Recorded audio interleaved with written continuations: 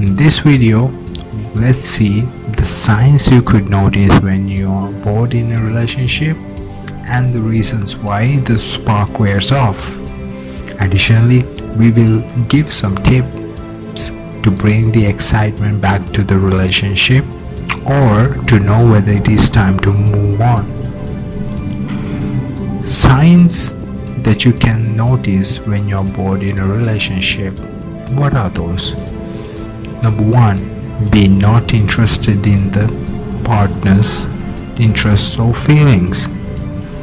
Next, not paying attention to each partner as they are used to in the beginning of the relationship.